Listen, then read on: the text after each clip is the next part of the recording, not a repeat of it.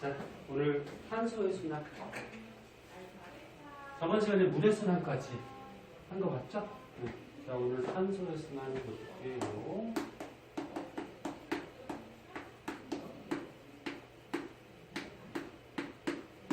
지구상의 물질들은 대부분 다 순환하는 거야. 새로 생기거나 없어지는 거는 뭐 거의 없죠. 그래서 탄소도 우리 지구에서 이 그림과 같이 이렇게 순환을 하고 있다는 얘기인데, 이 그림에 어디다가 가로칸 치더라도 쓸 수 있어야 돼요. 그럼 간단하게 여기다 그림을 설명을 해줄게. 기권, 공기. 저 그림하고 헷갈릴 수 있으니까 그림 순서대로 할게요. 자, 여기가 생물권, 생물들. 그 다음에 이쪽이 수권, 바다를 비롯해서 물. 그 다음에 여기가 직권, 땅. 그래서 우리가 앞에서 기권, 생물권, 수권, 직권, 외권까지 해서 지구 시스템. 기억나? 자, 공기 중에 탄소가 존재할 때는 어떤 형태로 존재할 것 같니? 네? CO2. 그리고 이산화탄소, 그치? 여기에 탄소가 들어있잖아. 그래서 공기 중에 탄소가 존재할 때는 이산화탄소 형태나 또는 CH4 뭐라고 하니? 메테인. 이런 형태로 보통 존재를 해요, 탄소가. 근데 이 기체들이 요거부터 아까 수권? 물에 녹을 수가 있어요. 녹는 현상을 중학교 때 배웠듯이 용해한다, 그렇지? 그래서 물에 녹아. 대표적으로 이산화탄소 같은 것들이 물에 녹으면은 이온이 되잖아요. 우리 이온 앞에서 배웠지? 요거 이름 어떻게 읽을까? 탄산이온. 탄소, 단소, 탄산이온. 그치? 그래서 이산화탄소가 물에 녹으면 이 탄소가 이렇게 탄산이온 형태로 수권에 들어가요. 그리고 거꾸로 녹아있던 이 탄산이 공기 중으로 방출될 수도 있어요. 방출되면은 다시 뭐 이산화탄소 이런 형태로 가겠죠. 그 다음에 공기 중에 이런 이산화탄소를 뭐 메테인도 있겠지만 생물이 흡수하는 경우가 있어요. 생물이 광합성할 때. 일반적으로 식물들이 광합성하잖아요. 광합성할 때 뭐 필요하지? 뭐 이산화탄소나 물 같은 거 필요하죠. 그래서 공기 중에 이산화탄소를 식물 같은 것들 광합성할 때 생물권으로 들어가서 광합성에서 뭐 만드니? 산소도 만들고 이제 영양분도 만들죠. 근데 광합성의 주 목적은 요 식물이 살아갈 수 있는 영양분을 만드는 게 목적이죠. 그래서 포도당 같은 이런 양분을 만들어요. 포도당 화학식 자주 나오는 거니까 좀 한번 봐두고, 그리고 이런 양분을 유기양분이라고 하는데 책에서는 뭐 표시가 안 돼 있네. 과학에서 가끔 유기물, 무기물 이런 말들이 나오거든. 이거 전에 한번 적어준 것 같기도 하다. 유기물, 무기물 또는 유기양분, 무기양분 이런 말들이 나와요. 이 차이점 하나? 요거 보통 이제 탄소를 기준으로 해서 탄소가 2개 이상 많이 결합하고 있으면은 유기물 이렇게 얘기하고, 탄소가 없거나 또는 한 개 정도 이렇게 적게 결합하고 있으면 무기물이라 이렇게 보통 얘기해요. 그럼 방금 전에 얘기했던 이 광합성에서 만드는 포도당 같은 경우는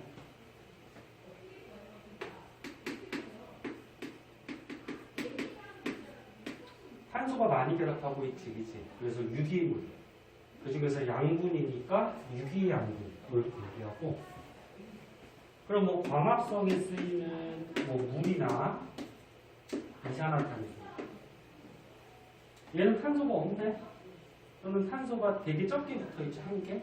이런 거를 무기물 또는 무기양분 그렇게 얘기해요. 그래서 유기물, 무기물 갖고 뭐 문제 풀거나 이렇게 내용 정리할 때 나오니까 보통 이 탄소 결합한 숫자 가지고 분류를 하면 쉬울 거예요. 그럼 얘는 뭐라고? 무기물이야, 유기물이야? 유기물. 그래서 식물들이 광합성하면은 공기 중에 탄소가 생물한테 들어갈 수가 있고, 거꾸로 이제 동물 식물이 호흡을 해. 호흡하면은 이산화탄소가 발생하죠. 그래서 다시 공기중으로 방출될 수도 있죠. 광합성하고 호흡하고 나왔으니까 과정 알고 있죠. 앞에서 한번 했나? 광합성 할 때는 이산화탄소하고 누가 필요해? 물이 필요하죠. 그래서 이제 빛에너지 받아서 뭘 만들어? 그러니까 산소도 만드는데 가장 중요한 게 영양분 만드는 거야. 포도당 같은 거. 거기서 산소도 만들었죠.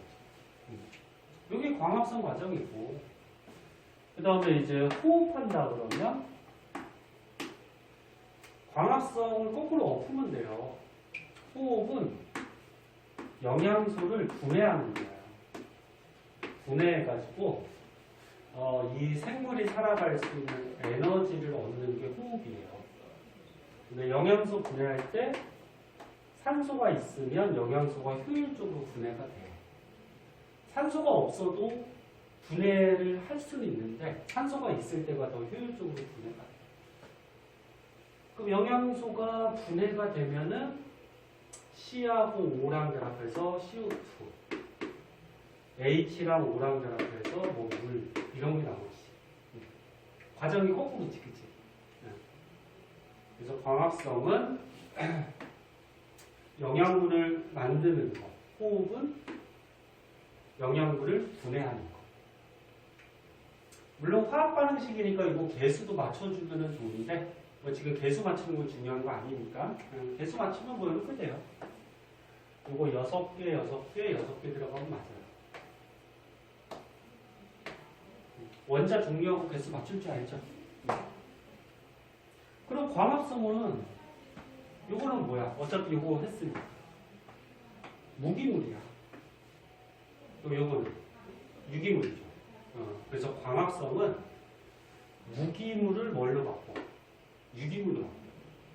그럼 호흡은 어떻게 돼? 거꾸로 유기물을 뭘로 바꿔? 무기물로 바꿔. 뭐 이런 과정이다.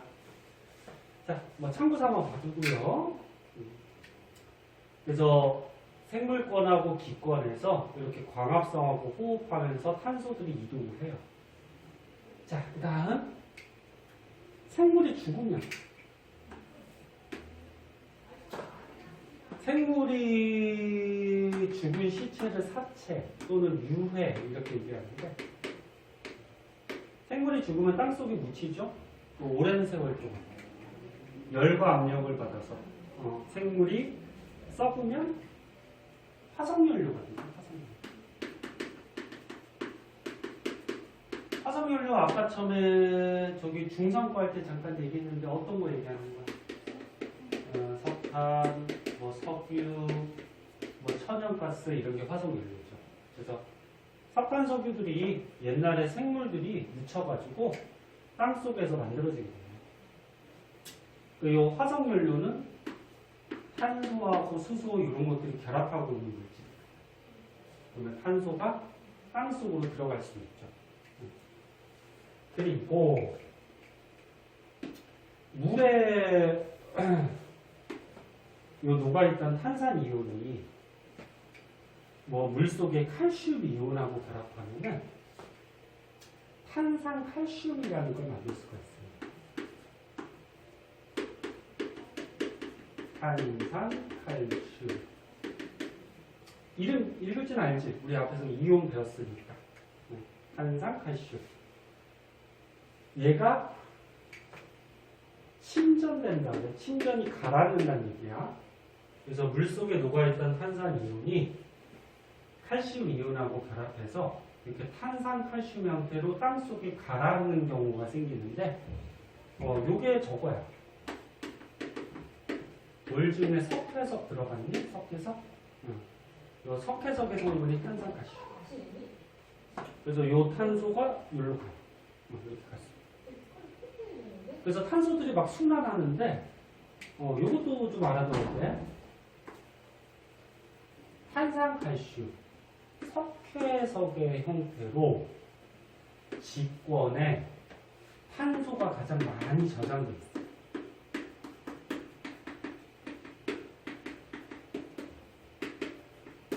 그러니까 공기 중에도 탄소 있고 생물에도 탄소가 있고 뭐 수권에도 있고 하지만 직권에가 어떻다?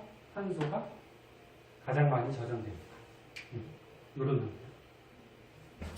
화석연료에도 탄소가 있긴 한데 이 형태가 가장 많아요.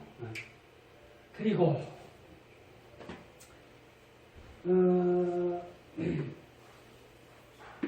사람들이 이 화석연료를 캐서 써. 근데 보통 화석연료는 어떻게 해?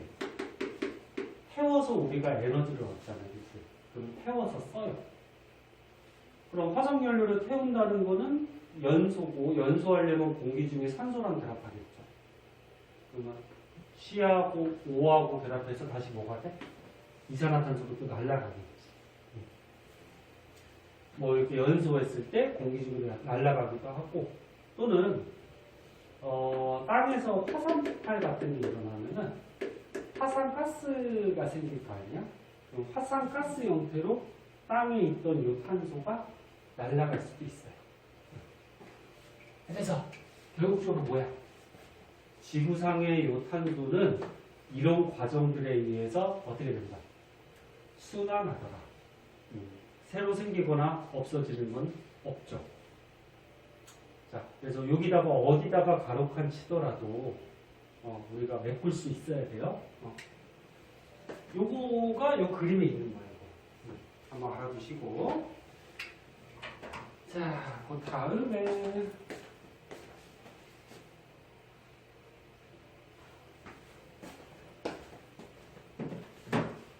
밑에 보면 문제인가?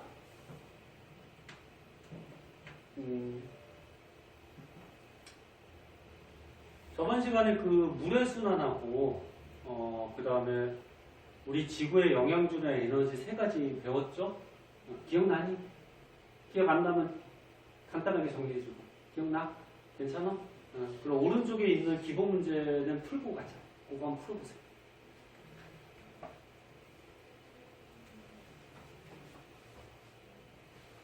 풀고 모르겠으면 묻고.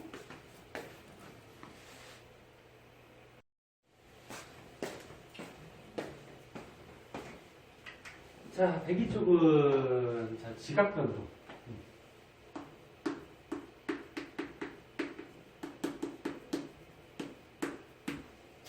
지구 직권이 알다시피 지각, 멘틀, 외핵, 내 이렇게 구성된 건 알고 있죠? 우리가 살고 있는 땅, 지각에 무슨 변동, 변화가 생긴다고 하는 거야. 그래서 너네 대표적으로 뭐 얘기하는 거냐면은 지진이 일어나잖아. 땅이 흔들리면서. 그 다음에 땅 속에 마그마가 분출되면서 화산도 켜지고, 그 다음에 지구의 대륙이 이동하기도 해요. 대륙이 움직인다는 거 들어봤니? 사람이 느끼지 못할 정도로 아주 천천히 막 움직이는데, 오늘 요거 조금 자세하게 볼 건데, 지구 겉껍데기를 판이라고 하는데 이 판이 이동을 해요. 그러니까 뭐 간단하게 그리면 지구가 있으면 안쪽에 핵도 있고 그다음에 이 멘틀도 있고 그다음에 겉에 지각이 있잖아요. 이제 우리가 살고 있는 이 껍데기가 이렇게 마치 두꺼운 판같이 되어 있어요. 뭐 이런 식으로. 그래서 요거를 이제 판이라고 하는데 요거 이제 밑에서 자세하게 배울 거야. 근데 얘네도 움직여. 뭐 이렇게 벌어지는 것도 있고 이렇게 부딪히는 것도 있고 판들이 움직이는데 얘가 왜 움직일 것 같니? 우리가 앞에서 그 집권할 때 지구 내부 구조 선생님이 설명할 때 한번 얘기해 줬는데 요 멘틀이 가만히 있니 움직여 다니고 움직여 다니고 유동성 고체로 돼 있어서 멘틀이 움직이는 걸 뭐 한다 그래? 멘틀 배리 기억나니? 그 멘틀이 움직이면서 이렇게 떠오르는 부분도 있고요 이렇게 가라앉는 부분도 있단 말이에요. 그런 곳에서 어떻게 돼?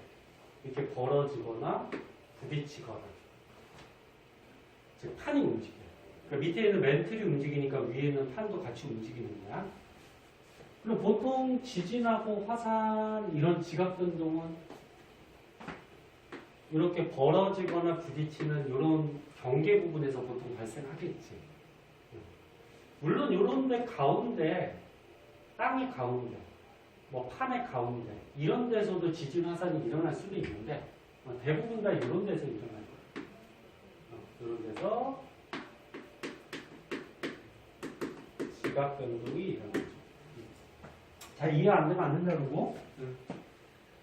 그래서 뭐 지진, 화산, 대륙 판의 이동, 그 다음에 뭐 조산 운동, 뭐 이런 등등이 있는데 조산 운동은 뭐냐면 산맥을 만드는 운동이야. 이제 한자로 만들조자 말이죠. 그래서 이제 뒤에서 배우겠지만 예를 들어서 이런 땅덩어리가 부딪혔어. 그럼 땅덩어리가 꽝 부딪힌 다음에 솟아 올라가면은 이제 산맥이 되겠지, 그치? 그래서 뭐 이런 등등 지구에서 일어나는 무슨 변화, 변동들을 지각 변동 그렇게 얘기해요. 그 중에서 대표적으로 지진하고 화산에 대해서 좀 자세하게 나오는데 하나 더 알아두면은 지각 변동을 일으키는 에너지. 너네 지구에 영향 주는 에너지가 세 가지가 있다 그랬잖아. 태양 에너지, 지구 내부 에너지, 또 뭐? 조력 에너지. 기억나?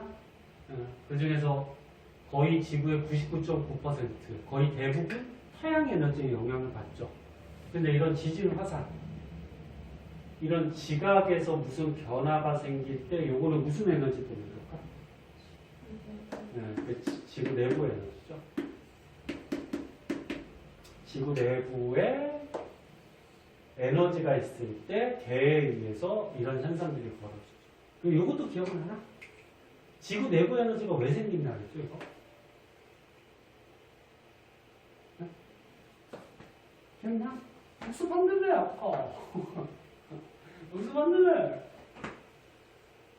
암석 속에. 응? 암석 속에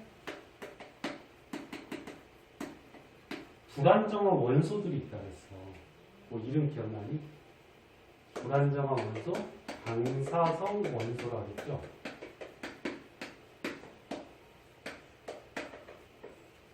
원소 중에 안정하지 못한 애들이 있어요. 그래서 암석 속에 불안정한 방사성 원소들이 많이 있는데 얘는 불안정하니까 어떻게 한다 그랬어? 붕괴한다 그랬죠. 뽀개져요. 뽀개져서 안정한 원소로 바뀌어요. 근데 얘가 뽀개지는 과정에서 열 에너지, 에너지가 나오는 거예요. 그런 것들이 축적이 돼서 지구 내부 에너지가 생겨 있는 거지.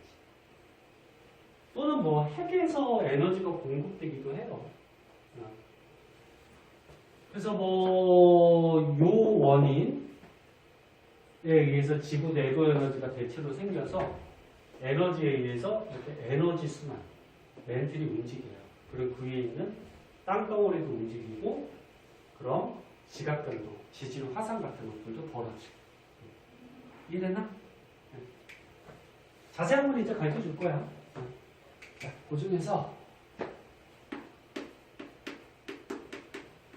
지진대하고 화산대에 대해서 나오는데, 지진대는 말 그대로 지진이 자주 발생하는 지역. 그리고 화산대는 화산이 자주 발생하는 지역. 근데 여기서 이제 한 가지 알아둘 거, 지진대와 화산대는 전 세계적으로 거의 일치해요. 그래서 요 밑에 그림 지도가 나와 있는데 한번 볼게요.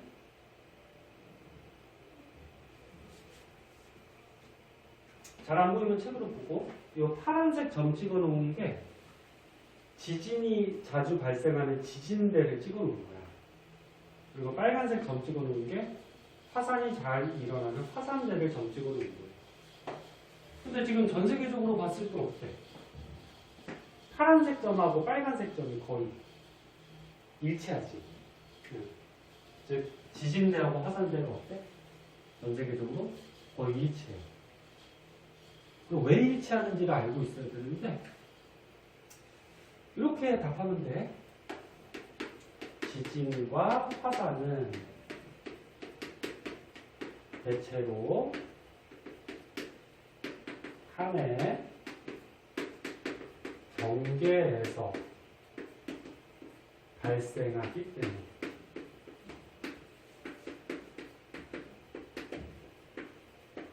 선생님 아까 이거 다 얘기했어. 지구 껍데기가 이제 배우겠지만 이렇게 두꺼운 판같이 생겼는데, 이 판들이 움직이면서 이런 판의 경계에서 막 벌어지고 부딪히면서 이런 데서 뭐가 일어나? 지진, 화산들이 보통 일어나겠죠. 판의 중앙부 같은 데도 일어날 수는 있다 그랬어. 하지만 잘 안 일어나겠지. 그치? 큰 변동이 없으니까. 그래서 다시 한번 봐봐. 지진과 화산은 대체로 어디에서 일어나? 판의 경계에서 발생하기 때문에 지진과 화산은 거의 일어나는 지역이 일치한다. 그런 얘기지. 무슨 말인지 이해됐나? 이해 안 되면 다르게 설명해주면 됐어? 알았지. 그리고 또 특징점을 보면은, 그러니까 여기가 지금 뭐 이런 데가 뭐 이런 식으로 해서 이게 판이야, 판.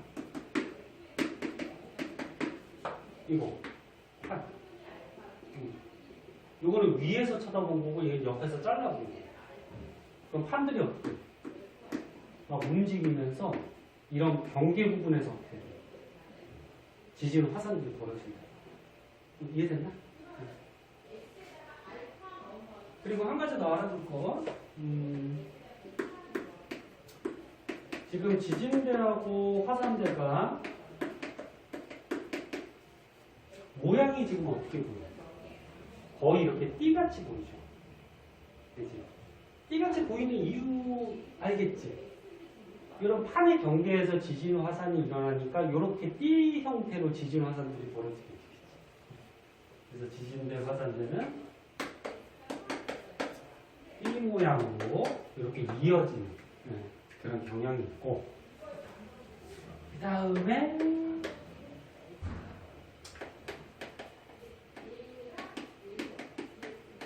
태평양 주변부가 있어요. 여기를 환태평양이라고 하는데,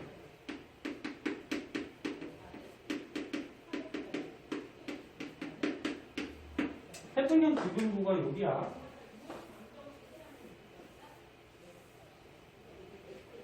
요 바다가 태평양이지. 여기 태평양 주변. 여기가 전 세계에서 일어나는 지진 화산의 한 80% 대부분이 일어나요. 태평양 주변부, 환태평양 지역이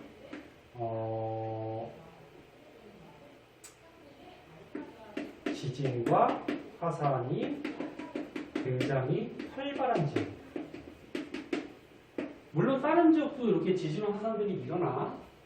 근데 요 태평양 주변부가 가장 많이 일어나요. 바다 이름 아니야? 여기가 태평양. 여기 무슨 바다야? 대서양. 여기도 바다 큰 거 있네. 여기 인도 밑에 있다 그래서 인도양. 여기 대표적인 이제 바다죠. 자, 그래서 지진대 화산대에서 요 정도 알아두시면 될 것 같아요. 그럼 이제 판에 대해서 조금 자세하게 보자.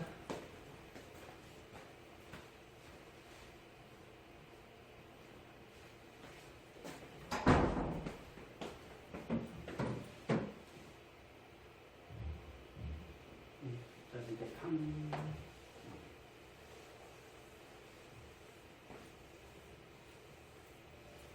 설날 때 떡국 먹으면 또 한 살 더 먹었네? 몇 살 되는 거예요, 그럼? 16 되는 거야? 오래 살았지, 그지? 16년 살았으니까, 그지? 세뱃돈 많이 받고, 설날은 그냥 평소 안 가던 친척집도 좀 많이 가서, 세뱃돈 많이 받아서 필요한 거 좀 사고, 이상한 데 돈 쓰면 안 되겠지만 세뱃돈 받아서 과학 문제집 좀 사. 문제 좀 더 풀고 해요. 선생님이 주겠지만. 자, 판구조론. 판구조론은 뭐냐면은 지구 겉껍데기가 지구의 표면이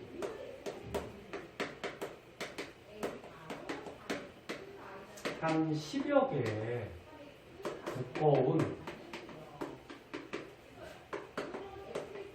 판으로 되어 있다라는 이론이 판구조론이에요. 겉껍데기가 한 10개 또는 조그만 걸로 하면 10개가 조금 넘는데 한 10여 개. 근데 이 판의 두께는 평균 잡아서 한 100kg 정도 돼요. 두께. 물론 판 중에는 두꺼운 판도 있고 얇은 판도 있어요. 근데 평균 잡아서 한 이 정도가 되고. 근데 이 판들은 가만히 움직여가니 움직여요.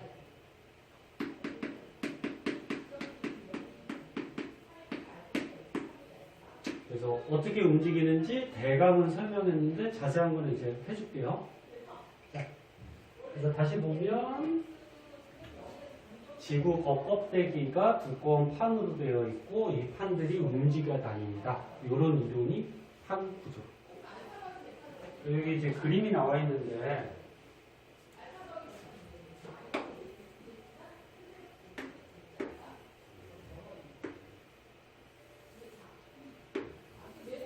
자, 여기가 육지예요. 여기가 바다예요. 지구가 지각, 멘트, 외핵, 내핵 이렇게 구성이 되어 있는데 육지에 있는 지각은 무슨 지각? 대륙 지각. 바다 밑에는 무슨 지각? 해양 지각. 그리고 지각 밑에는 뭐? 멘트. 그치? 해까지 안 그린 거야? 근데 우리가 지금 배울 판은 요 지각만 가지고 판이라고 하지는 않고요. 지각하고 요 멘틀의 윗부분. 요 멘틀 부분에서 윗부분을 그냥 줄여서 상부 멘틀이라고도 하거든. 그래서 지각과 상부 멘틀까지를 포함해서 요거를 판이라고 해요. 그럼 여기도 어떻게 돼? 지각하고 상부 멘트까지 포함해서 요거를 판이라고 하고 주의해야 돼. 멘트의 윗부분을 포함하는 거야. 이 판은 돌로 돼 있겠지? 암석으로. 그래서 이제 다른 말로 암석권 이렇게도 얘기하고. 그럼 판이 두 가지가 있겠다. 이쪽에 대륙 쪽에 있으면은 대륙판이라고 하는 거고, 그럼 바다 쪽에 있으면 해양판. 이렇게 두 가지로 나눠요. 그럼 특징점을 한번 볼까? 대륙판하고 해양판 중에 누가 더 두껍니? 네, 대륙판이 이렇게 두껍지.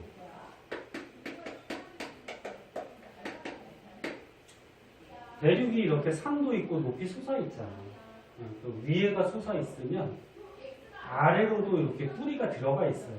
그래야지 이 대륙이 균형을 잡아요. 넘어지지 않고. 그래서 대륙판이 두껍고 해양판이 얇아요.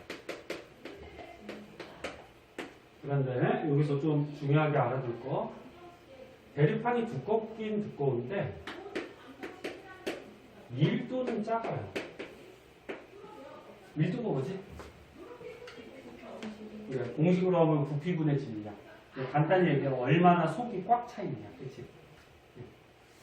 그러니까 대륙판이 두껍긴 한데 요 안에 뭐 암석이나 흙 알갱이들이 꽉꽉 차 있진 않아요. 밀도는 작아요. 밀도 작은 걸로 돼 있어요. 그러면 해양판은 밀도가 커요. 얘는 속이 꽉꽉 차 있어.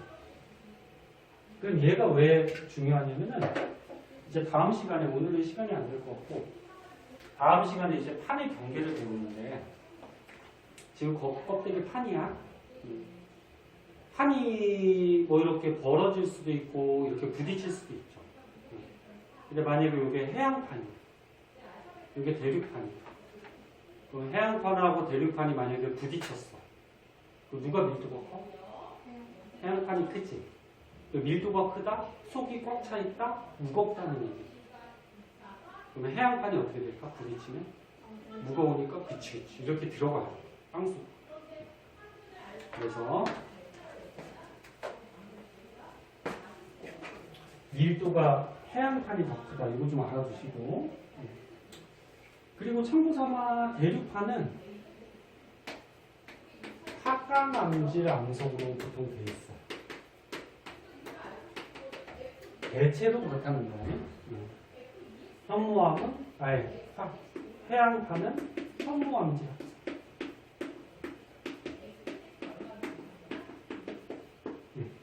이렇게 알아두시고. 그리고 아까 얘기했듯이 지각 플러스 상부 멘틀까지 포함해서 판이야. 그거 기억해두고. 그 다음에 이제 여기서부터 이제 멘틀인데 본격적인 멘틀 부분이 있어요. 여기를 연약권이라고 해요. 연약권. 여기가 멘틀이 움직이는 거예요. 그 밑에 있던 멘틀이 움직이니까 위에 있는 이런 판도 어떻게 될까? 같이 움직이겠지. 네. 그래서 뭐 간단한 실험으로 뭐 이런 게 나오기도 하는데, 자, 수조에다가 선생님이 물을 넣어놨어요. 그리고 여기다가 선생님이 나무 토막? 나무 토막을 이렇게 올려놨어요. 그리고 불 가지고 막 가열해. 그리고 뭐 중학교 때부터 배웠듯이 이 물 액체가 뜨거워지면 온도가 높아진 부분은 가볍니 무겁니? 가볍죠. 따뜻한 거 무조건 가볍지. 그래서 여기가 뜨죠. 더 이상 갈 곳이 없으니까 이렇게 물이 움직이겠지. 이 물이 이렇게 움직이는 게 대류 현상이라고 하죠. 이렇게 움직이는. 그 물이 움직이면 위에 있는 나무 토막도 어떻게 될까? 물 따라서 이렇게 가겠지. 이 실험은 이 판의 이동을 비유해서 실험한 건데, 이 물이 뭘 비유해서 실험한 걸까? 그렇지, 멘틀이죠. 멘틀이 움직이는 거를 물로 비유해서 실험한 거지. 그럼 요 위에 있는 나무통하고 뭘 비유한 걸까? 그렇지, 판. 판을 비유한 거고 판의 이동을 얘기한 거지. 그래서 결국적으로 멘틀이 움직이면 판이 움직인다. 이런 원리야. 자, 이렇게 알아두고 자, 오른쪽 페이지로 가보자.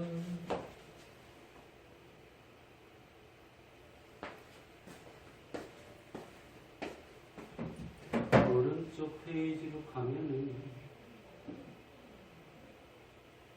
이 페이지까지 끝내야지, 그치? 그치? 판의 경계라고 있어요.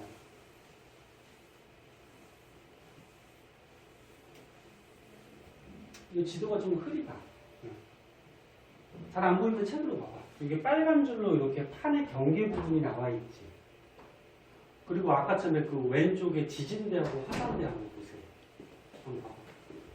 그 지진대, 화산대 아까 봤던 그 띠 모양 있었지.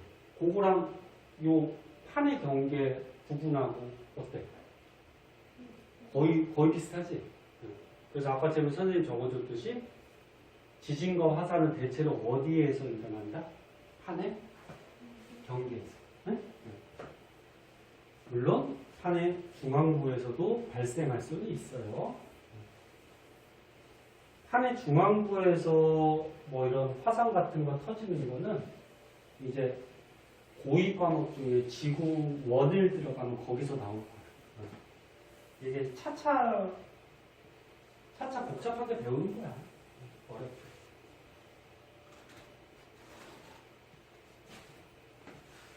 자, 그럼 보시면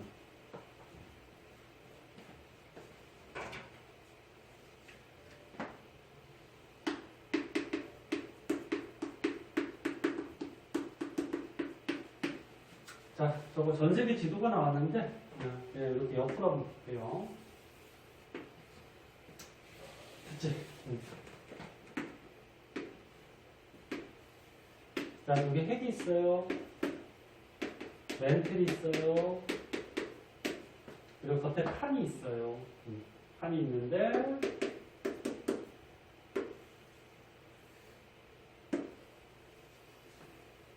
판이 한 몇 개 정도 있다 그랬지? 겉에? 한 10여 개가 있다 그랬어. 그러면 아까쯤에도 얘기했듯이 여기 있는 멘틀이 움직여요.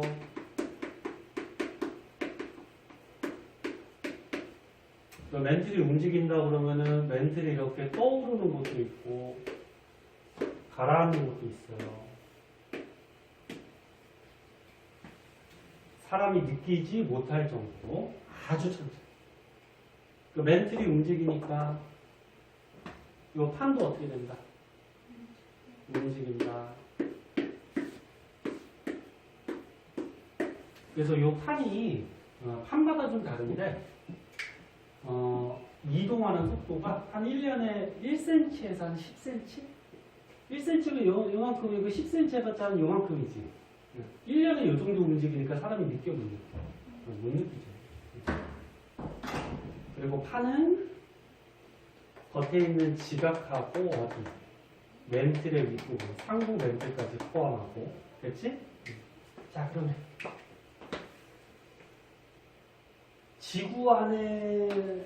지구 내부 에너지 때문에 멘틀이 움직이는데 멘틀이 상승한단 말이야. 그럼 이 상승하는 부분은 온도가 높은 데일까 낮은 데일까? 아까 했잖아. 온도가 높으면 가벼워서 어떻게 돼? 뜨잖아. 이것도 뜨는 거야. 그래서 온도가 높은 부분은 떠요.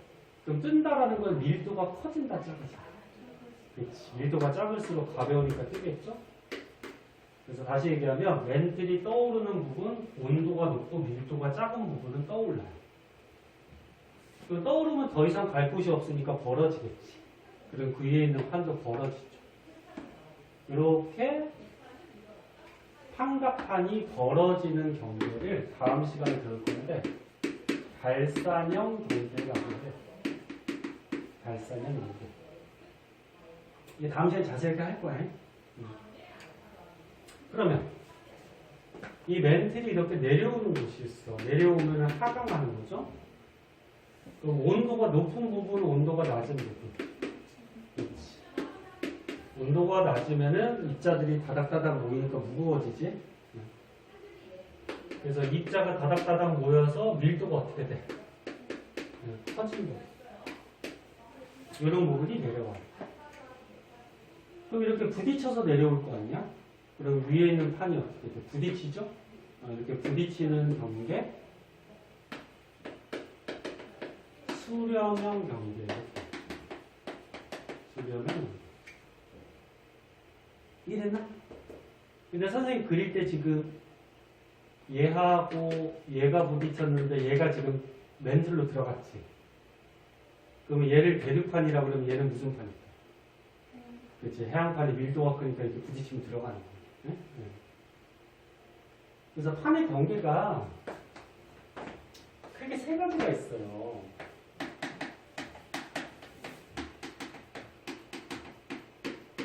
방금 얘기했듯이 경계가 있을 때 이렇게 벌어지는 벌어지는 이 경계가 무슨 경계?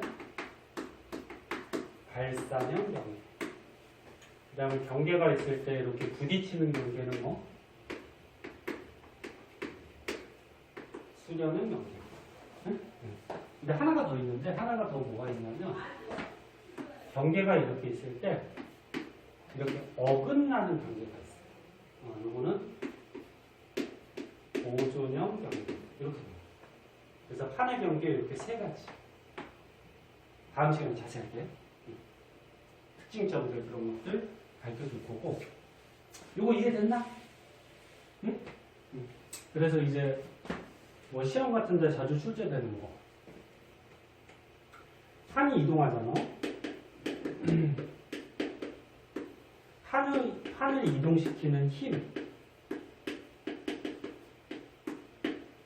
원동력. 판을 이동시키는 힘은 누구 때문에 그런 거야? 그렇지. 멘틀이 움직이니까 판이 움직이는 거지. 멘틀 대리다. 이렇게 써주면 돼. 자, 이 페이지에서는 이 정도 개념 알아두고 판의 경계 자세한 건 다음 시간에 할 거고 밑에 문제인가? 그 기본 문제 한번 풀어보자.